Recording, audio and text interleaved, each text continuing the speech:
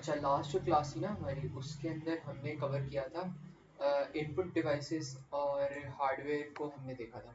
तो हमने embedded systems वगैरह देखा था, कंप्यूटर के परफॉर्मेंस को आपने इंक्रीज़ किस तरह करना है, आपने ये सारी चीज़ें ना हमने लास्ट क्लास में डिस्कस की थी। अच्छा, अब हमारे पास यहाँ पे रहता है इनपुट डिवाइसेस रहता है और आउटपुट डिवाइसेस रहता है, तो आज इनको हमने डिस्कस करना है। अच्छा, अब सबसे पहले हमारे पास इनपुट डिवाइसेस क्या होती है। इनपुट डिवाइसेस ना आपके पास ऐसी डिवाइसेस होती हैं जिनके अंदर आपका डेटा इनपुट होता है, ठीक है। तो कोई भी आपने डेटा किसी चीज़ के अंदर रखवाना हो या किसी भी आपने इंस्ट्रूमेंट के अंदर इनपुट करवाना हो, तो वो आपके पास इनपुट डिवाइस होती है। फॉर एग्जांपल, आपका जो माइक्रोफोन होता है, माइक्रोफोन क्या करता है, आपकी आवाज़ को इनपुट लेता है, ठीक है। फिर इसी तरह जो कीबोर्ड है, कीबोर्ड भी क्या करता है, आपकी टाइपिंग को इनपुट लेता है, आपकी जो की प्रेसेस है उनको इनपुट लेता है, ठीक है। तो ये सारी की सारी जो आपके पास इस तरह के डिवाइसेस आ रही हैं, ये आपके पास सारी की सारी कैसी डिवाइसेस होती हैं, इनपुट डिवाइसेस होती हैं। अब यहाँ पे वो कहते हैं कि सबसे कॉमन एग्जांपल एक आती है बारकोड स्कैनर। बारकोड स्कैनर क्या करता है, जो मार्केट के अंदर बारकोड स्कैनर्स लगे होते हैं, आप उनकी तरफ अपना प्रोडक्ट उनकी तरफ लेकर जाते हो और जो प्रोडक्ट के ऊपर बारकोड लगा होता है आप वो स्कैन करते हो। जैसे ही वो बारकोड स्कैन होता है तो क्या होता है, उसकी जो प्राइस होती है ना, ऑटोमेटिकली उसकी प्राइस आपकी स्क्रीन के ऊपर नजर आने लग जाती है। तो ये आपका बारकोड स्कैनर होता है। तो ये करता क्या है, ये जो बारकोड की जो भी वैल्यू होती है या जो भी प्राइस की वैल्यू होती है उसको एज इनपुट ले लेता है, ठीक है। तो ये चीज़ होती है। और फिर आपके पास एक तरीका आता है, how is a barcode scan. तो यहाँ पे कुछ स्टेप्स हैं। A barcode scanner emits a red laser on a LED in a barcode. तो जो एक बारकोड स्कैनर है वो कौन सी लाइट एमिट करता है, एक रेड लाइट एमिट करता है। और वो कहते हैं the black and the white parts of the barcode reflect light in light differently. तो वो कहते हैं जो ब्लैक और वाइट पार्ट्स होते हैं ना बारकोड के, वो लाइट को डिफरेंटली रिफ्लेक्ट करते हैं। और वाइट जो आपके पास होता है, वाइट जीरो होता है और जो ब्लैक होता है वो वन होता है। मतलब आपके पास जो ब्लैक और वाइट पार्ट्स आ रहे थे ना बारकोड के, वो डिफरेंट रिफ्लेक्ट कर रहे थे। वाइट वाले पार्ट्स को आप जीरो वैल्यू दे देते हो और जो ब्लैक वाले पार्ट्स आती है रिफ्लेक्शन, उसको आप वन वैल्यू दे देते हो। फिर आपके पास क्या होता है कि जो भी रिफ्लेक्टेड लाइट आपके पास होती है ना, वो आप कैप्चर कर लेते हो सेंसर्स के थ्रू, ठीक है। तो the reflected light is captured by the sensors in the barcode scanner. और फिर एक a pattern is generated and it is converted to the digital data, ठीक है। तो बस ये होता है कि आपने एक बारकोड स्कैनर से रेड लेज़र आपकी आई है, रेड लेज़र क्या करेगी, रेड लेज़र आपके बारकोड के ऊपर पड़ेगी और बारकोड के ऊपर से लाइट आपकी रिफ्लेक्ट होगी। तो जैसे ही लाइट रिफ्लेक्ट होगी, ब्लैक वाले पार्टिकल्स, ब्लैक वाला पार्ट भी कुछ लाइट रिफ्लेक्ट करेगा, वाइट वाला पार्ट भी कुछ लाइट रिफ्लेक्ट करेगा। जो वाइट वाला पार्ट होगा उसको आपने जीरो वैल्यू दे देनी है, जो ब्लैक वाला पार्ट हो गया उसको वन वैल्यू दे दो। तो एक पैटर्न बन जाएगा आपके पास बाइनरी का, बाइनरी नंबर सिस्टम का 1010। तो ये पैटर्न जो होगा ना, इसको फिर आप कन्वर्ट कर लोगे अपने डिजिटल डेटा के अंदर, ठीक है। तो ये चीज़ होती है। बाकी आपके पास आते हैं Q R codes. Q R codes आपके पास होते हैं थोड़े से रेक्टेंगुलर से बड़े बड़े से बार कोड होते हैं। एक तो आपके पास पैरेलल बार कोड आता है ना, वो आपके पास नॉर्मल बार कोड होता है। क्यू आर कोड आपके पास बड़े बड़े बार कोड होते हैं रेक्टेंगल। तो आपके पास इतने लंबे जो स्क्वायर करके बार कोड होते हैं उनको आप क्यू आर कहते हो, और जो आपके पास लाइंस बनी होती हैं वो आपके सिंपल बार कोड होते हैं। तो अब इनमें ना हमारे पास कुछ ऑब्वियस फ़र्क आते हैं। आपके जो क्यूआर कोड होते हैं वो रेक्टेंगल होते हैं और वो एक मैट्रिक्स की तरह के होते हैं, स्क्वायर की तरह होते हैं। और इनके अंदर आपके पास ब्लैक और वाइट जो होता है ना, वो पोर्शन होता है, पार्टिकल्स होते हैं। और अब वो कहते हैं they hold considerably more information than the traditional barcodes. तो इनकी जो स्टोरेज कैपेसिटी होती है ना, वो ज़्यादा होती है, ये ज़्यादा से ज़्यादा इन्फॉर्मेशन अपने अंदर स्टोर करते हैं। फिर क्या होता है कि the three large squares in the three corners of the QR code are for the alignment and the remaining corners for the camera angle and size, ठीक है। तो यहाँ पे वो कह रहे हैं कि आपके पास के corners of the QR code किस लिए यूज़ करते हैं।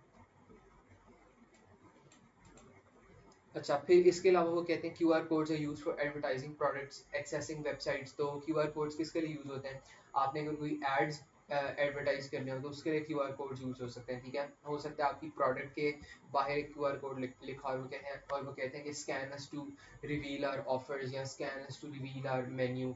तो इस तरह की चीज़ें क्यू आर कोड्स के अंदर होती हैं। तो ये क्यू आर कोड्स करती क्या है कि ज़्यादा इन्फॉर्मेशन स्टोर करते हैं, एरर्स कम होते हैं, कन्वीनियंट होता है स्कैन करना। स्कैन करना काफ़ी आसान है, आप एक नॉर्मल बार कोड को स्कैन नहीं कर सकते ये, लेकिन ये जो क्यू आर कोड्स होते हैं आप अपने फ़ोन के ज़रिए क्यू आर कोड्स को कर सकते हो। लेकिन डिसएडवांटेज ये आता है कि आपके पास ना बहुत ज़्यादा क्यूआर के फॉर्मेट्स होते हैं वो अवेलेबल होते हैं और मेलिशियस कोड्स भी आपके पास ट्रांसफ़र हो सकते हैं क्यूआर कोड से।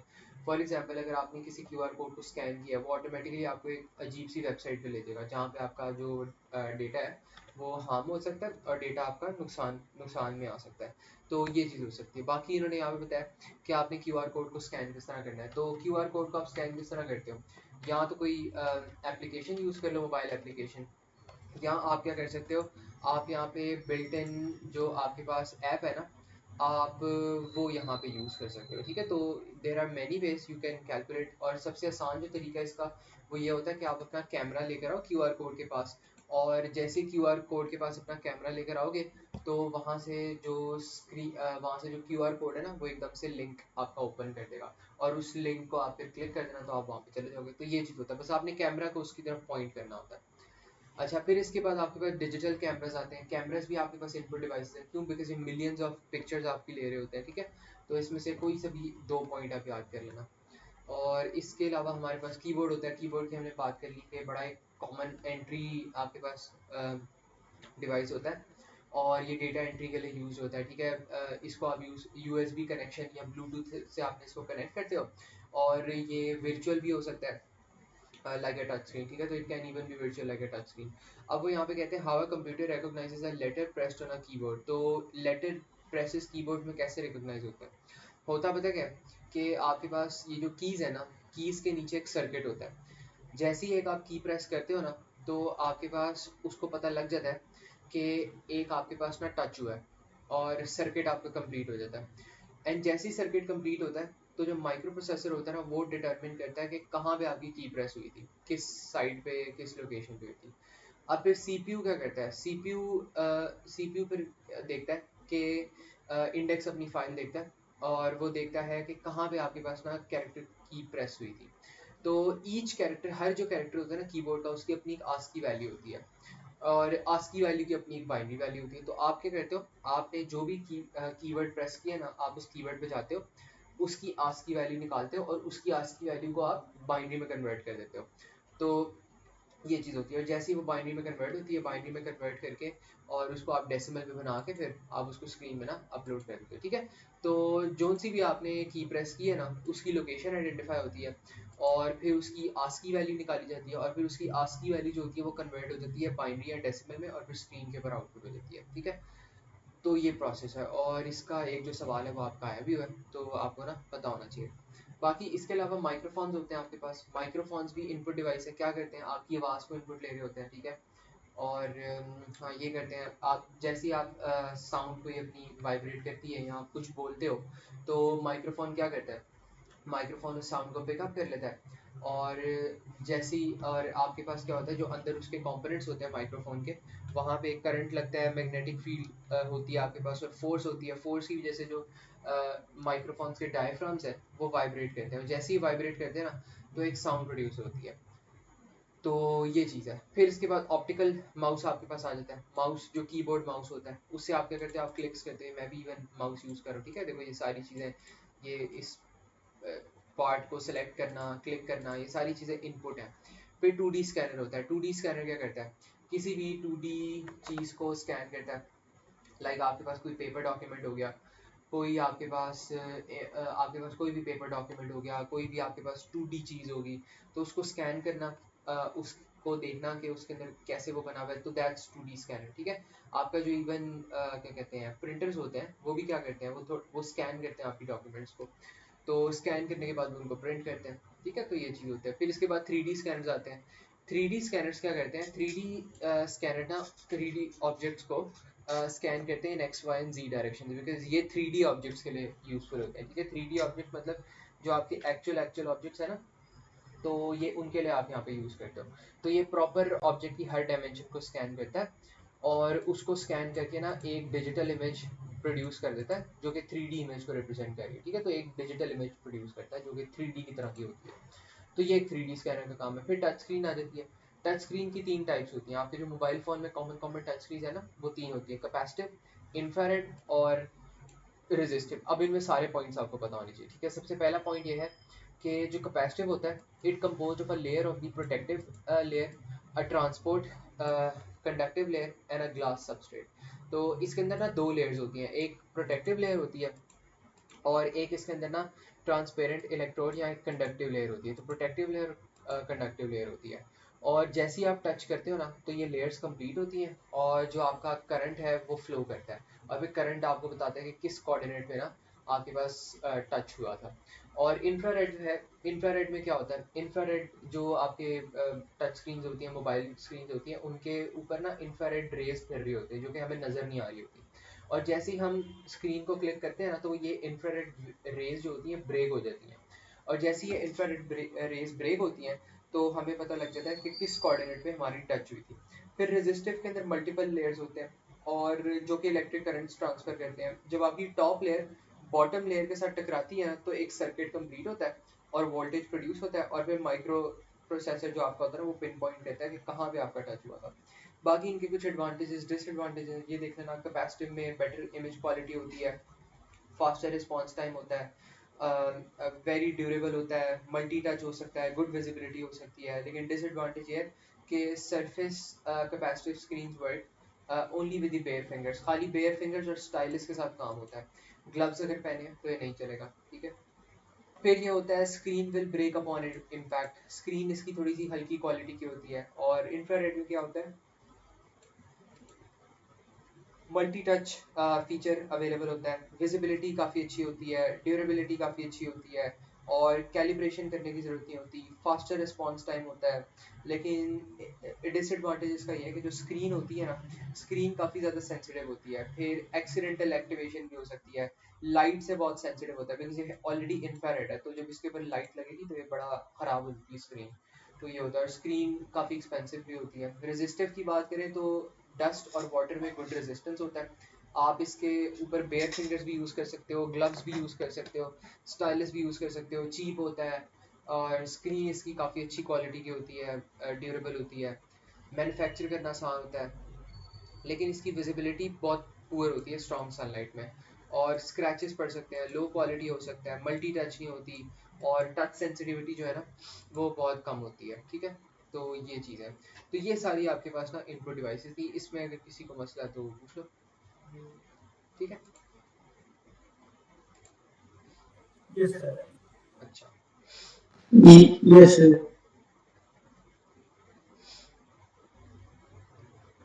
अच्छा, चलो ये चीज़ होगी। इसके बाद ना हमारे पास यहाँ पर आता है लाइट प्रोजेक्टर्स। अब लाइट प्रोजेक्टर्स की अगर हम बात करें तो projectors are use to project common outputs into the onto the large size screens और वाइट बोर्ड्स। तो प्रोजेक्टर्स क्या करते हैं, प्रोजेक्टर्स आपकी आउटपुट इनपुट लेते हैं टीवी में से या मोबाइल फ़ोन में से, और जो भी मोबाइल का डेटा होता है, लैपटॉप का डेटा होता है या टीवी का डेटा होता है, उसको वो प्रोजेक्ट करके दीवार के ऊपर प्रोजेक्ट कर देते हैं। तो आउटपुट है। और दो तरह के प्रोजेक्टर्स होते हैं, एक होता है डिजिटल लाइट प्रोजेक्टर। अब ये डिजिटल लाइट प्रोजेक्टर क्या करता है, इसके अंदर ना आपके पास एक डीएमडी चिप होती है और इसके अंदर मिलियंस ऑफ माइक्रो मिरर्स होते हैं, ठीक है। तो they have millions of micro mirrors. फिर इसके अंदर क्या होता है, the number of the micro mirrors and the way they are arranged on the DMD chip determines the resolution of the projected image. तो जितने आपके पास माइक्रो मिरर्स होते हैं और जैसे उनको आपने अरेंज किया होता है डीएमडी चिप के ऊपर, वो डिटरमिन करता है कि क्या आपके पास रेजोल्यूशन होता है प्रोजेक्टेड इमेज का। When the micro mirror tilt towards the light source, they turn on and this creates a light pixel. When micro mirrors tilt away from the light source, they turn off and this creates a dark pixel. Micro mirrors can switch on and off multiple times a second in order to create varying shades of gray. ठीक है, तो यहाँ पे आप तीन points याद कर सकते हो। आप कह सकते हो कि DLP projector uses a DMP chip which is made up of millions of micro mirrors, और आप कह सकते हो कि when micro mirrors tilt towards the light source they are on and a light pixel is created. When micro mirrors tilt towards away from the light source then they are off and this creates a dark pixel, ठीक है। तो बस ये तीन से चार points याद कर लो। बाकी वो कहते हैं कि वर्किंग किस तरह करता है। A bright white light passes through a condensing lens and through the color filters. White light is split into the primary colors. It then passes through a shaping lens and falls onto the DMD chip. और फिर वो कहते हैं कि DMD chip से आपके पास light project होती है, ठीक है। तो बेसिकली पता क्या होता है, आपने वाइट लाइट ली है, आपके पास वाइट लाइट नेचुरल लाइट होती है, ठीक है। अब वाइट लाइट को ना आप पास करते हो कलर फिल्टर्स के थ्रू। जैसे ही आपकी वाइट लाइट कलर फिल्टर के थ्रू पास करती है ना, तो उसके डिफरेंट कलर्स में कन्वर्ट हो जाती है, रेड, ब्लू, ग्रीन, विबजॉय वगैरह वाले जो कलर्स होते हैं साइंस में। तो ये ना उसमें कन्वर्ट हो जाती है, तो आपके पास सारे कलर्स आ जाते हैं। ये जो सारे के सारे कलर्स हैं ये फिर पास करता है डीएलडी प्रोजेक्टर में, और उसकी जो चिप होती है ना उस पर फॉल करता है। और उसकी चिप के बाद ये फिर कहाँ पे फॉल करता है, ये फाइनली उसकी चिप के बाद वापस जाके ना ट्रैवल कर जाता है स्क्रीन के ऊपर। तो सारे के सारे कलर्स पे स्क्रीन के ऊपर आ जाते हैं। बाकी ये कुछ एडवांटेजेस हैं, डिसएडवांटेज हैं, तीन तीन कर लो ऊपर नीचे। हाई कंट्रास्ट होता है, हाई रिलायबिलिटी होती है, और quieter running than LCD projector, आराम से रन करता है। स्मॉलर एंड लाइटर होते हैं। और डिसएडवांटेजेस में अगर हम बात करें तो इमेज के अंदर ना एक शेडो इफेक्ट होता है। मतलब आपको लग रहा होता है कि इमेज के अंदर एक शेडो बन रहा है, क्रिस्टल क्लियर डिस्प्ले नहीं आता, doesn't have grey components in image, colour definition is not as good as LCD projectors, इतने कलर डेफिनेशन अच्छी है। फिर आपके पास आती है लिक्विड क्रिस्टल डिस्प्ले प्रोजेक्टर। ये आपके पास होता है एलसीडी। एलसीडी जो हमारे घरों में टीवीज लगी होती है ना, टीवी एलसीडी, एलसीडी टीवीज, तो ये वो वाली चीज़ है। तो इसमें बेसिकली क्या होता है, एक strong beam of white light होती है which is generated from an LED और a bulb that is present inside the projector. The beam of light travels to a group of the chromatic coated mirrors, which are also known as dichromatic mirrors. The light is reflected back at different wavelengths corresponding to the red, green, blue components. These three light components will pass through three LCD screens and subsequently produce three monochromatic images. These images will be combined using a prism, and the image passes through the projector lens and falls on the screen. तो basically यहाँ पे वो पता है कह रहे हैं, वो कह रहे हैं कि एक आपके पास ना वाइट लाइट की जो बीम है ना वो आपने जनरेट करनी है फ्रॉम एन एलईडी, और उसको आपने ना पास ऑन करना है through chromatic coated mirrors. Chromatic coated mirror से वो पास करेगी तो वो डिफरेंट रंग बिरंगे कलर्स में ना वो सेपरेट आउट हो जाएगी। और फिर ये जो रंग बिरंगे डिफरेंट कलर कॉम्पोनेंट्स हैं ये फिर पास करेंगे थ्रू एलसीडी स्क्रीन, और फिर ये ना आपकी जो स्क्रीन है उसके ऊपर डिस्प्ले हो जाएंगे। एडवांटेजेस अगर इनके देख लें तो सबसे पहले एडवांटेज ये होता है कि शार्पर इमेज होती है, बेटर कलर सैचुरेशन क्वालिटी होती है, और एनर्जी एफिशिएंट काफ़ी ज़्यादा होते हैं, ठीक है। लेकिन अगर डिसएडवांटेज देख लें तो कंट्रास्ट इतना अच्छा नहीं होता, लॉन्गिविटी इतनी अच्छी नहीं होती, और LCD panels are organic hence they turn yellow with passage of time, तो वो थोड़े से ना येलो हो जाते हैं अक्सर यूज़ के बाद। तो ये सारी चीज़ें। इसके बाद आपके पास आते हैं प्रिंटर्स, आते हैं। अब दो तरह के प्रिंटर्स होते हैं। एक होता है इंकजेट प्रिंटर। इंकजेट प्रिंटर जो होता है ना ये आपके घरों में जो नॉर्मल छोटे छोटे प्रिंटर्स होते हैं वैसे होते हैं, और ये काम किस तरह करते हैं कि इनके अंदर ना आप इंक डालते हो, इनके अंदर आप लिक्विड इंक डालते हो और पेपर रखवाते हो इनके अंदर, और पेपर को स्कैन करता है, और फिर जो भी कंटेंट होता है ना ये लिक्विड इंक यूज़ करके पेपर के ऊपर पेस्ट कर देता है।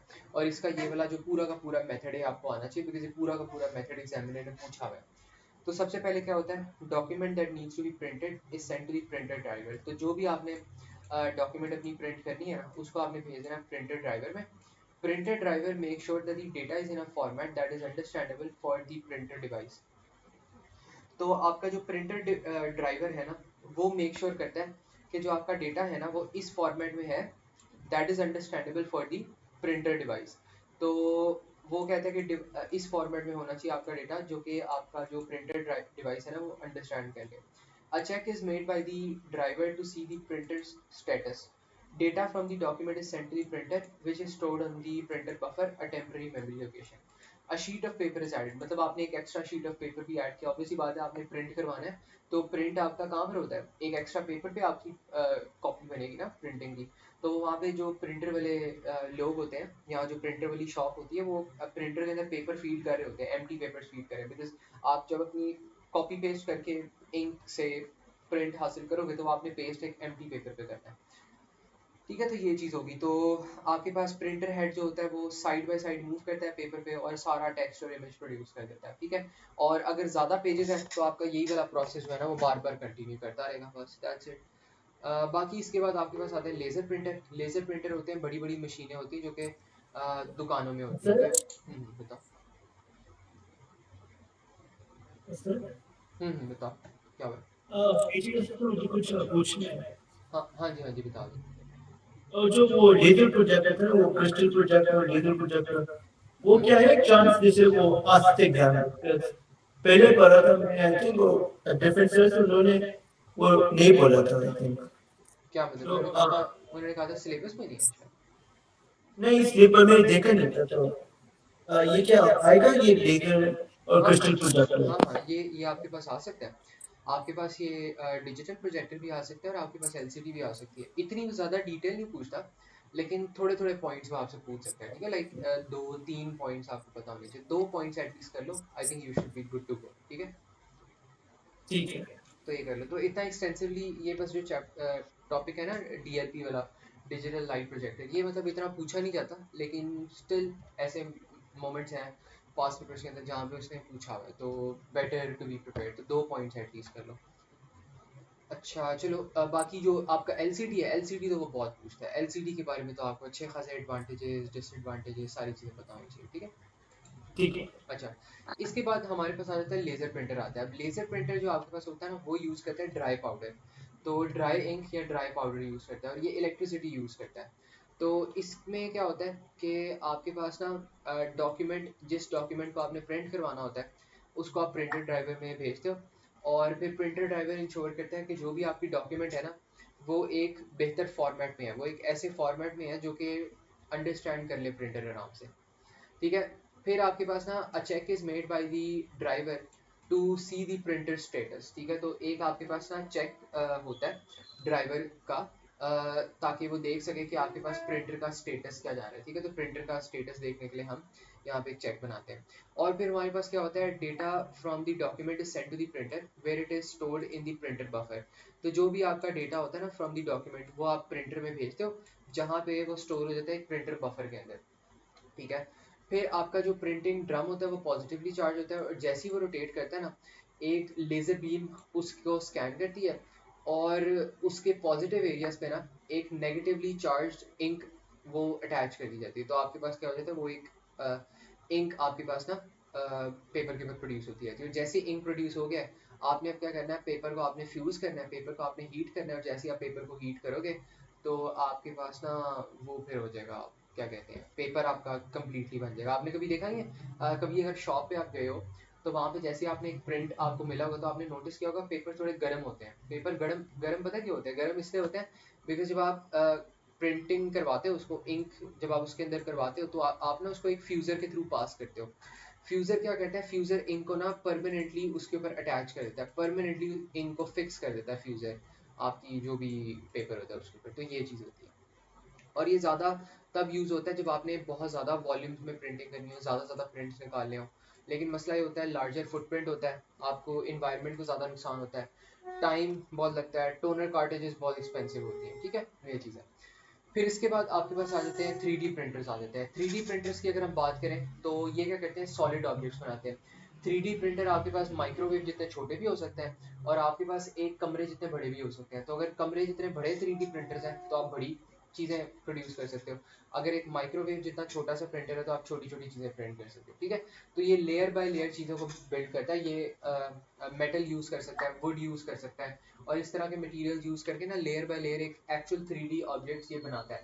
अगर आप इसको कहोगे ना कि कोई गाड़ी बना दे, तो ये आपको गाड़ी का एक मॉडल बना देगा। वो गाड़ी चलेगी नहीं, ऑब्वियसली बात है, क्योंकि उसके अंदर इंजन नहीं होगी, वायर्स नहीं होगी, लेकिन वो एक गाड़ी का आपको ना मेटेलिक स्ट्रक्चर या एक सॉलिड स्ट्रक्चर बना के दे देगा 3D प्रिंटर। ये इतने वो होते हैं, रियलिस्टिक होते हैं। फिर इसके बाद आपके पास एलईडी स्क्रीन आती हैं और एलसीडी स्क्रीन आती हैं। तो एलईडी स्क्रीन आपको पता क्या होती है, लिक्विड लाइट एमिटिंग डायोड्स होती हैं। इसमें कोई भी आपके पास ना फ्रंट लेड डिस्प्ले नहीं होता, और एलईडी आपके पास ग्रीन होती है, रेड होती है या ब्लू होती है, आरजीबी होती है। और जो डिस्प्ले होता है, it is made up of pixels arrange in a matrix, each pixel has red, green and blue different colours. और वो कहते हैं RGB filters are mix to create different colours. तो आरजीबी फिल्टर्स को आप मिक्स करते हो टू क्रिएट डिफरेंट कलर्स। फिर आपके पास एलसीडी स्क्रीन्स होती हैं। एलसीडी बनी होती हैं टाइनी लिक्विड क्रिस्टल डिस्प्ले से, और लिक्विड क्रिस्टल डिस्प्ले के अंदर ना बैकलिट टेक्नोलॉजी आप यूज़ करते हो, जो कि आपके पास होती है ये एलईडी टेक्नोलॉजी से आप यूज़ करते हो। प्रीवियसली आप सीसीएफएल यूज़ करते थे, ये होता था कोल्ड कैथोड फ्लोरेसेंट लैम्प, लेकिन अब आप एलसीडी के अंदर एलईडी टेक्नोलॉजी से बैक लाइटिंग प्रोवाइड करते हो, बैक लाइट। और फिर एलईडी जो होती हैं, कंट्रास्ट काफ़ी अच्छा होता है इनका, ठीक है, अच्छी इमेज होती है, क्वालिटी इमेज की अच्छी होती है, शार्प होता है। तो ये सारी होती है। फिर आपके पास आ जाता है ओलेड, आ जाता है ऑर्गेनिक लाइट एमिटिंग डायोड्स। ये बिल्कुल ही परफेक्ट होते हैं, ठीक है। ये एलईडी से भी ना बेहतर इनका डिस्प्ले होता है, और इसमें कोई बैक लाइटिंग की ज़रूरत ही नहीं है। और एडवांटेजेस इनके ये होते हैं कि ये काफ़ी ब्राइटर होते हैं, छोटे होते हैं, बैक लाइटिंग की ज़रूरत नहीं है, फील्ड ऑफ व्यू बहुत बड़ा होता है, और लाइट होते हैं, फ्लेक्सिबल होते हैं। फिर लाउड स्पीकर एक आपका आ जाता है आउटपुट डिवाइस के अंदर, ठीक है, क्या करता है, साउंड को प्रोड्यूस करता है, दैट्स इट। और इसके बाद आपके पास आते हैं कुछ सेंसर्स आते हैं। अब जो सेंसर्स है ना, सेंसर्स आपकी इनपुट डिवाइस है, जो कि क्या करते हैं, जो कि ना फिजिकल डेटा मेजर करते हैं, जो भी आपके इन्वायरमेंट के अंदर फिजिकल डेटा होता है ना, ये उसको मेजर कर रहे होते हैं। डिफरेंट टाइप्स ऑफ सेंसर्स होते हैं। अकॉस्टिक सेंसर क्या करता है, साउंड को मेजर करता है। एक्सेलरोमीटर क्या करता है, एक्सेलरेशन को मेजर करता है। आपके पास फ्लो सेंसर क्या करता है, rate of flow of gas और लिक्विड। गैस सेंसर क्या करता है, डिटेक्ट करता है कि कितनी गैस है एक सर्टेन एरिया के अंदर या एक सर्टेन लोकेशन के अंदर। ह्यूमिडिटी देखता है कि कितना हबस है आपके पास, कितना वाटर वेपर है आपके पास हवा के अंदर। और इसी तरह जो इंफ्रारेड है, इंफ्रारेड डिटेक्ट करता है कि आप मूवमेंट डिटेक्ट कर रहा होता है। कोई अगर आपके पास इंट्रूडर आ जाए, आपके घर में कोई बिन बुलाया मेहमान आ जाए, तो आप उसकी कर सकते हो, डिटेक्ट कर सकते हो कि आया है। फिर आपके पास एक होता है लेवल सेंसर होता है। लेवल सेंसर क्या करता है, लेवल ऑफ लिक्विड को मेजर करता है, और लेवल की जगह ना इसका नाम होता है डेप्थ सेंसर। तो डेप्थ सेंसर भी इसको कह सकते हैं। फिर लाइट सेंसर क्या करता है, लाइट के लेवल्स को मेजर करता है, रोशनी हो रही है, सुबह हो रही है, रात हो रही है वगैरह। मैग्नेटिक फील्ड क्या करता है, चेंज इन मैग्नेटिक फील्ड को मेजर करता है। एंटी लॉक लॉकिंग सिस्टम्स में यूज होता है, एंटी लॉक डोर्स में यूज होता है। मॉइस्चर सेंसर क्या करता है, वाटर लेवल के कंटेंट को मेजर करता है, फार्म हाउसेस वगैरह में, फार्म फील्ड्स वगैरह में, कि पानी ज़्यादा मिल रहा है क्रॉप्स को या कम मिल रहा है। फिर पीएच लेवल, सॉइल का पीएच लेवल फाइंड करने के लिए होता है कि कहीं सॉइल ज़्यादा एसिडिक या एल्कलीन तो नहीं होगी, ताकि आप उसको सही से कंट्रोल कर पाओ। फिर प्रेशर सेंसर क्या करता है, प्रेशर सेंसर मेजर करता है गैस प्रेशर वगैरह कि कितना प्रेशर आ रहा है। Proximity sensor, proximity sensor closeness को मेजर करता है, किसी की प्रेजेंस को मेजर करता है। टेम्परेचर सेंसर आपको पता है, टेम्परेचर मेजर करता है, ठीक है। तो ये सारी आपके पास चीज़ें होती हैं। और आप एक ऑटोमेटेड सिक्योरिटी सिस्टम के अंदर आप एक अपने सेंसर्स यूज़ कर सकते हैं। फॉर एग्जांपल क्या होगा, अकॉस्टिक सेंसर किसी इंट्रूडर की साउंड को डिटेक्ट करेगा, किसी थीफ या इंट्रूडर की।